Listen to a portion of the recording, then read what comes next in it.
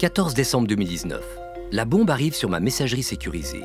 Une source me contacte anonymement, je ne connais pas son nom. Elle prétend travailler pour un service de renseignement étranger. Voici ce que m'écrit ce mystérieux personnage. Depuis des décennies, les États-Unis espionneraient les banques suisses, l'industrie, les offices fédéraux, les universités et les hautes écoles, ainsi que les administrations publiques, grâce à du matériel informatique truqué. Si ces faits sont avérés, c'est un énorme scandale pour la Suisse. Ce petit pays immensément riche qui a mis tout son succès sur le secret serait en fait sous écoute américaine depuis toujours.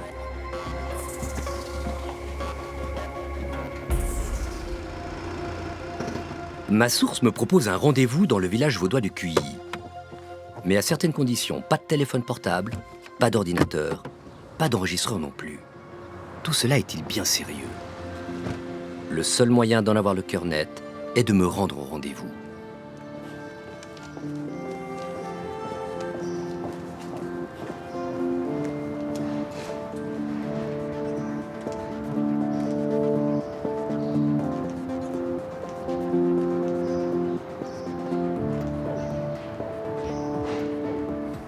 Cet entretien, nous l'avons reconstitué avec l'aide d'un comédien, là où il s'est déroulé, sur la base de mes prises de notes.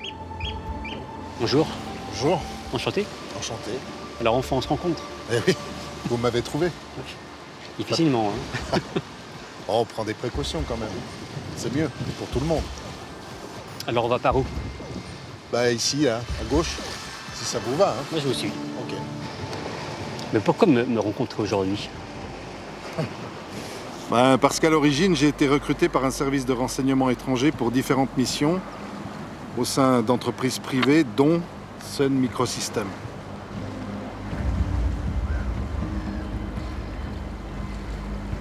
Au sein de Sun, j'étais pas dans la confidence de mon employeur, mais je me suis douté assez rapidement de ce à quoi servait mon travail de facilitateur de contrats pour la vente de matériel truqué à certaines cibles. J'ai dû me conformer aux règles de Sun qui provenaient indéniablement du gouvernement américain, c'est-à-dire de faciliter la pénétration commerciale sur toutes les cibles identifiées et à n'importe quel prix. La source prétend avoir eu pleinement conscience de vendre du matériel informatique truqué à tout prix et à tout le monde. Au début d'Internet, dans les années 1990, les clients n'y auraient vu que du feu. Soit ils étaient complètement naïfs, soit pas assez curieux quant aux produits qu'ils achetaient. Mais commençons notre histoire par celle de Sun Microsystems. L'entreprise américaine qui a su asseoir son pouvoir sur le marché suisse des technologies. Fondée en 1982 dans la Silicon Valley, Sun Microsystems est une success story à l'américaine. Ambitieuse, l'entreprise développe un modèle d'affaires simple mais implacable pour écraser la concurrence, connecter toutes les entreprises à Internet. Elle fabrique les machines, les serveurs et le langage de programmation Java qui permet aux applications et aux sites web de fonctionner. En d'autres termes, elle fournit une offre complète aux entreprises. Elles peuvent ainsi surfer sur la vague Internet qui déferle sur la planète.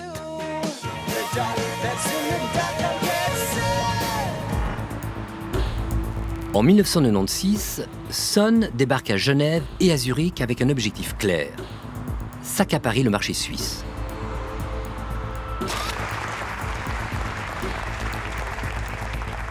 En tant qu'ancien responsable sécurité pour Sun Europe, le Français Gilles Gravier se rappelle de ses débuts en Suisse. Son rôle au sein de la société était d'encourager les entreprises à se connecter à Internet. Ma tâche, moi, c'était de supporter les équipes de vente et d'aider nos clients dans les problématiques d'Internet au début. 94, c'était le premier Internet commercial, donc les gens ne le connaissaient pas. Donc il fallait expliquer, il fallait convaincre les uns et les autres d'utiliser Internet pour leur métier, pour leur travail, pour leur business, alors que c'était quelque chose que personne ne savait par où commencer. Le patron de Sun, Scott McNeely, homme d'affaires à l'impeccable costume, affectionne la Suisse. Il sillonne les rues de Zurich pour serrer la main des clients, les directeurs généraux des banques et de l'industrie suisse. Cette opération séduction est un succès. Grosso modo, toutes les entreprises suisses étaient clientes de Sun. Dès que quelqu'un était connecté à Internet, c'était sur du Sun, donc n'importe quel grand groupe pouvait l'avoir s'ils en avaient besoin.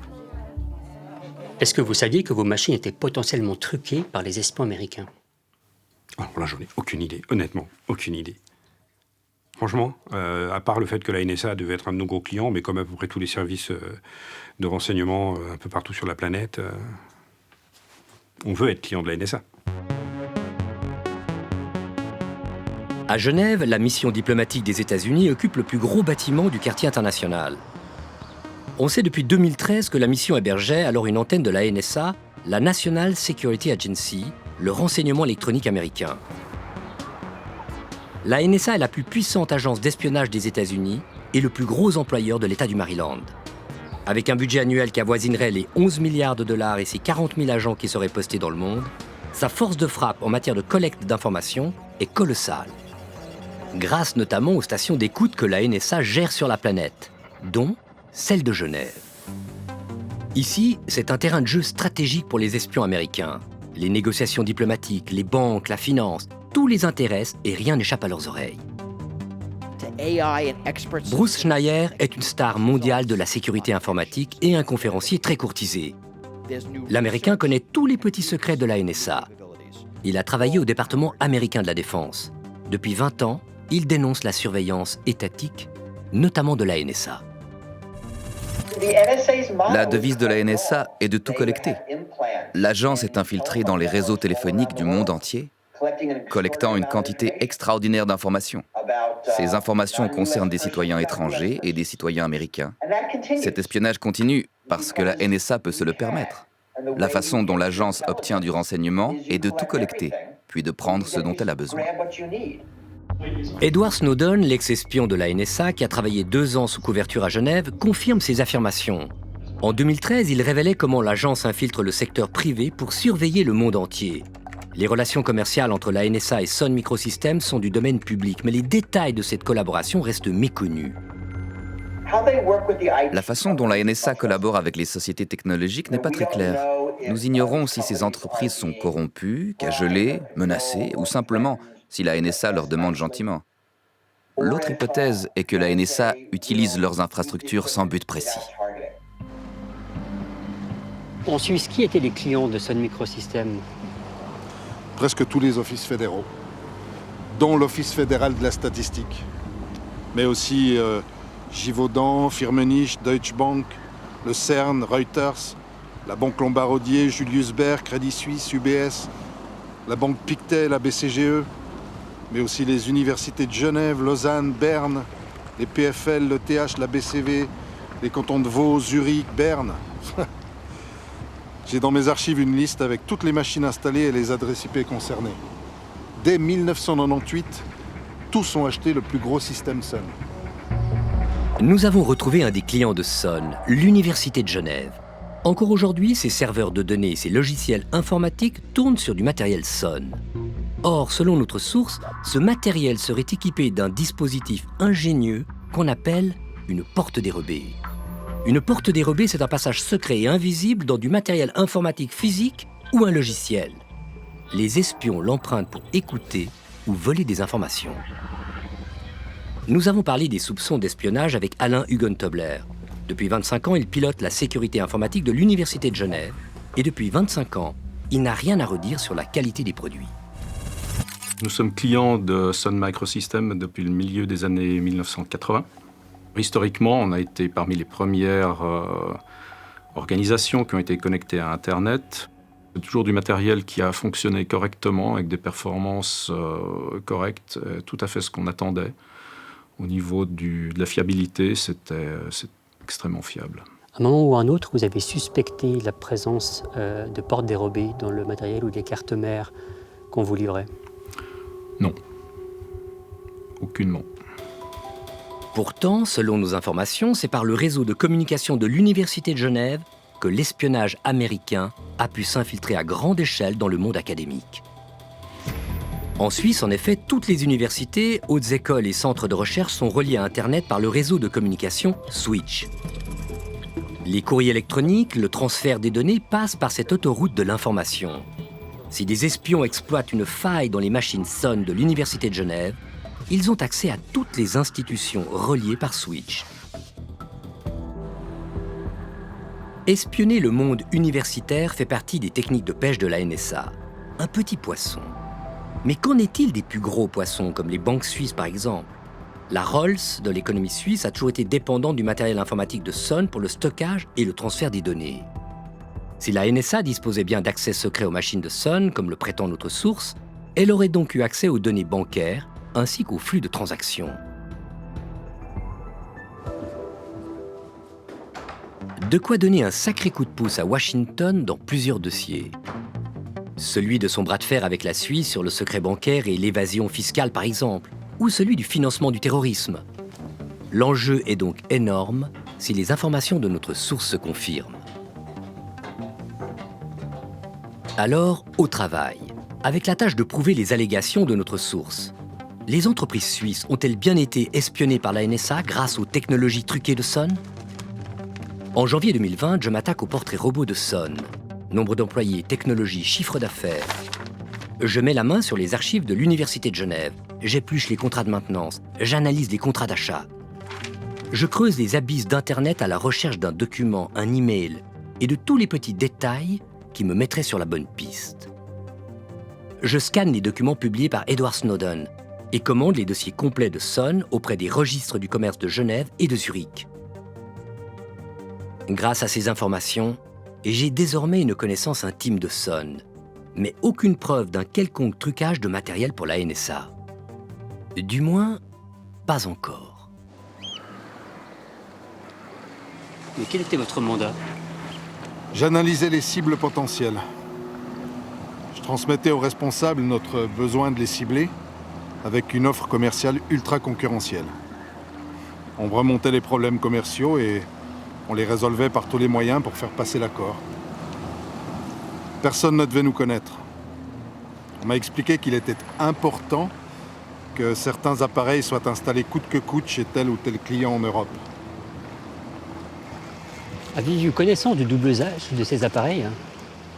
En fait, au tout début de ma carrière, pas du tout. Puis après, j'ai compris pourquoi je devais faire cet effort commercial pour certains clients. L'Université de Genève s'équipe presque entièrement auprès de l'entreprise américaine. La raison est simple, le prix, qui défie toute concurrence.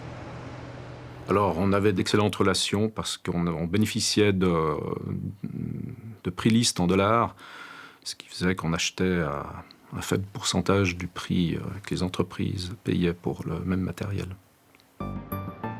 J'apprends alors avec surprise que la division informatique de l'Université de Genève n'avait pas les moyens d'évaluer la fiabilité et la sécurité de ses achats informatiques. Elle doit donc faire une confiance aveugle à Sun. Elle n'a pas le choix. Je pense qu'il y a un contrôle de qualité à la sortie de la chaîne de production. En revanche, l'installation du système d'exploitation et sa configuration est faite par les ingénieurs systèmes de la division informatique. On n'a pas vraiment le choix parce que ça nécessite beaucoup de moyens de tout contrôler. Beaucoup de nos clients avaient accès directement à nos codes sources, donc pouvaient vérifier que ce qu'on leur livrait faisait exactement ce qu'on leur disait que ça allait faire. Et en particulier les clients dans les gouvernements. L'espionnage que dénonce la source est plausible, mais comment le prouver? En remontant quelques années, une clé de notre énigme se loge dans nos archives. Elle va changer la face de nos recherches. Au mois d'octobre 2016, un mystérieux groupe de pirates informatiques exploite une fuite interne à la NSA. Ils se font appeler les Shadow Brokers, ou courtiers de l'ombre, et nous viendraient de Russie, selon les spécialistes en sécurité informatique.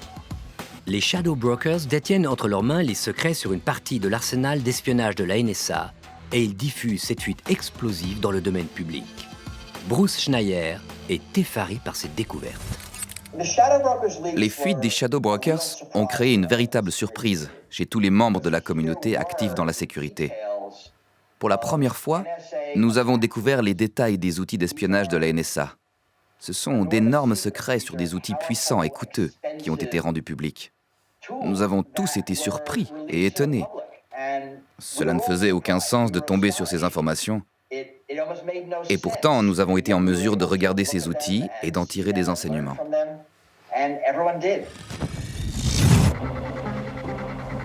Ces fuites des Shadow Brokers représentent une mine d'or pour Matthew Hickey. le hacker britannique est le premier à se jeter sur ces informations. Il publie une longue analyse des fichiers.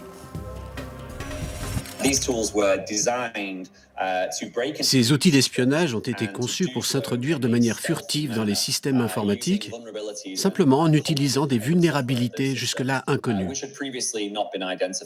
C'est un gros problème pour les entreprises et les particuliers, mais davantage pour les entreprises, car elles sont nombreuses à utiliser ces logiciels. Par exemple, l'industrie pharmaceutique, les entreprises de télécommunications, la finance et l'industrie. Avec ces fuites, n'importe qui peut désormais savoir comment accéder à ces systèmes. Sur la liste des entreprises infiltrées par la NSA, nous trouvons le nom de Sun Microsystems. Impossible de détecter la présence de la NSA, car l'agence a tous les outils pour cacher sa présence et effacer ses traces. C'est comme si vous fermiez votre porte d'entrée à clé, mais que les voleurs avaient un double. Ils dérobent des informations, mais il n'y a aucun signe d'effraction. L'ensemble des données qui ont fuité contenaient des failles. Nous avons pu retracer l'une de ces vulnérabilités. Elle remonte à 1997 environ. Nous tenons donc une première confirmation. Les portes dérobées dans les systèmes de Sun existent depuis 1997. Et il aura fallu 20 ans pour les découvrir. Dans ce monde d'il y a 20 ans, qui découvre Internet, les clients de Sun n'ont pas conscience des risques, ni les moyens de régater face à la puissance de la NSA. En réalité, la NSA consacre des efforts intenses à ces outils. Ces derniers sont très efficaces et ils fonctionnent. Cela veut dire qu'ils sont très difficiles à détecter et très difficiles à combattre. Vous savez, les entreprises font de leur mieux pour sécuriser leur système. Cela dépend souvent du type d'attaque. Pour avancer dans notre démonstration, nous avons voulu vérifier si nous aussi, nous étions en mesure d'infiltrer les machines de Sun grâce aux informations des Shadow Brokers. Par chance, nous en avons retrouvé une dans la collection du musée d'informatique Bollot à Lausanne. C'est une vieille dame que nous avons confiée à Dominique Vidal. Ce spécialiste de haut vol en sécurité informatique est l'un des meilleurs hackers au monde. Nous lui avons confié la machine. Dans son laboratoire, Dominique a autopsié le matériel de Sun. L'opération a pris plusieurs jours. Voici son rapport. Il faut passer en revue chacun des identifiants et puis faire du try and error. Donc cette commande IBB Shave. Ici, donc le paramètre -T0, ça concerne l'architecture que l'on a. L'identifiant du service, donc ici j'ai un 32774. Je vais commencer peut-être par le 32771 qui est ici, d'accord ? Je retiens également que j'ai un numéro 1 et je retiens que j'ai 1083 ici. Reprenons. La fuite se présente comme une sorte de recette de cuisine sous forme de liens téléchargeables impossibles à déchiffrer pour vous et moi. Nous avons essayé de reproduire les techniques d'espionnage de la NSA. La porte d'entrée, c'est un système d'exploitation appelé Solaris, conçu par Sun, l'équivalent du Windows de Microsoft ou du macOS d'Apple. Les outils découverts permettent de s'introduire à distance dans tous les systèmes Solaris partout dans le monde. Ainsi, depuis son siège près de Washington ou depuis sa mission diplomatique à Genève, la NSA peut s'introduire dans les systèmes Solaris, en prendre le contrôle et écouter. Or, il se trouve que jusqu'en 2009, le système d'exploitation Solaris est extrêmement répandu dans les entreprises suisses. Il est vendu par Sun avec ses machines. Nous allons donc essayer de les infiltrer à notre tour. Nous décidons de passer à table et de tester les recettes de cuisine de la NSA. C'est ici une commande qui s'appelle RPC Info. Ce que vous voyez là, ce sont des lignes de commande. Chacune d'elles représente une attaque fournie par la fuite des courtiers de l'ombre. Et là, je vois qu'il me communique un certain nombre de choses, donc il faut lire. Throwing Solaris 9 exploit. Qui sont... Dominique Vidal frappe une première fois, une seconde, puis une troisième, mais la machine ne plie pas. Là, je pense qu'on va avoir une exécution réussie. Contre là, on dirait qu'il est... L'expert sort alors l'artillerie lourde et... Voilà. Bingo. Sous nos yeux, Dominique Vidal a pris le contrôle de la machine. Il a les pleins pouvoirs. Et puis là, voilà, en plus, c'est un exploit qui est un peu hors norme, puisqu'il te donne un accès total à la machine à distance. C'est le Holy Grail dans le domaine du piratage, enfin, de la cybersécurité. Certaines informations obtenues par ces fuites concernaient les marchés financiers du Moyen-Orient. Donc, il y avait cette volonté de comprendre les mouvements de trésorerie et de transferts interbancaires dans des pays comme le Liban, l'Arabie saoudite, où ces systèmes ont été attaqués. Ceux qui ont utilisé ces outils d'espionnage l'ont fait dans l'optique de comprendre les marchés monétaires. Aujourd'hui, Sun n'existe plus. Le géant Oracle l'a racheté en 2009. Il reste à savoir si dans cette affaire d'espionnage, Sun a été victime à son insu de la NSA ou si, comme le suggère notre source, l'entreprise s'est rendue complice pour ne pas perdre ses contrats avec le gouvernement américain. Selon moi, Sun Microsystems est davantage une victime dans cette affaire, pour deux raisons. La technologie derrière ces attaques a touché plusieurs versions du système d'exploitation de Sun, et elle est restée secrète pendant une longue période. Une entreprise n'a aucun intérêt à garder des portes dérobées dans ses produits. Selon notre enquête, il est donc probable que la NSA a eu accès au secret d'une longue série de clients suisses de Sun. Il y aurait donc de quoi s'inquiéter. Mais c'est mal connaître la Suisse, qui connaît pourtant des scandales d'espionnage à répétition. En octobre 2013, le conseiller fédéral Uli Maurer, alors ministre de la Défense, réagit aux révélations d'Edward Snowden avec la plus grande mollesse. De l'espionnage, il y en a toujours eu en Suisse et il y en aura toujours. Il n'y a pas de raison, ni aujourd'hui ni demain, de réagir de façon aussi hystérique que les autres. Cette passivité fait bondir Jean-Henri Morin. Voilà 8 ans que le professeur associé en système d'information à l'Université de Genève attend que la Suisse se réveille. Ce sursaut, je l'attends depuis 2013. Pour moi, 2013, c'était le moment où on devait avoir ce sursaut. Il ne s'est pas opéré, il ne s'est pas produit. Et en fait, je l'attends. Et la question que je pose très souvent, c'est qu'est-ce qu'il va falloir pour qu'un véritable sursaut arrive ? Et à chaque fois, je me dis, peut-être ça, et puis non.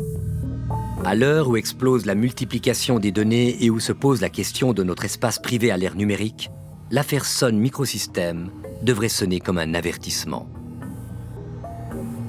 Est-ce qu'on peut reprendre le contrôle de la situation ? Je suis un optimiste, donc je vais dire oui, parce qu'il n'y a pas de situation qui soit, irrécupérable. Ça va être compliqué, ça va être dur, et ça va coûter. Et ça, c'est peut-être là où le bât blesse, parce qu'une transition numérique, l'enjeu qui est derrière, va coûter quand même beaucoup d'argent. Mais je crois que cette absence de responsabilité numérique publique, c'est-à-dire de nos pouvoirs publics aujourd'hui, dans l'encadrement, dans le fait d'accompagner un État qui se dit numéro 1 au monde en à peu près tout, qui est riche, très riche, qui a les moyens d'assumer des grands défis et des grands projets, aujourd'hui, soit totalement incapable de gérer cette gouvernance du numérique pour son pays et son peuple et ses habitants. Notre enquête sur l'univers opaque de l'espionnage des entreprises et des administrations a révélé les failles de la Suisse. Et si les activités de Sun ont cessé, les risques d'espionnage se sont par contre accélérés. Et cette fois, ils nous concernent tous. Je pense que la plupart des gens ne se rendent pas compte qu'ils ont le choix. Mais notre besoin de communiquer est si fort que nous ferions n'importe quoi. Je veux dire que cet appareil est l'outil de surveillance le plus puissant que nous ayons inventé. Il sait en permanence où je me trouve, où je vis, où je travaille. Il sait quand je me lève le matin, quand je vais dormir. Il connaît les personnes avec qui je communique et ce que je leur dis. Nous acceptons d'avoir volontairement toutes ces informations dans notre poche parce qu'elles sont trop importantes. La surveillance est le modèle économique d'Internet. Il est tellement rentable que personne ne le remet en question, surtout pas la NSA. L'agence use d'outils d'espionnage toujours plus puissants pour surveiller le monde entier. Sun en a fait les frais. À qui le tour ?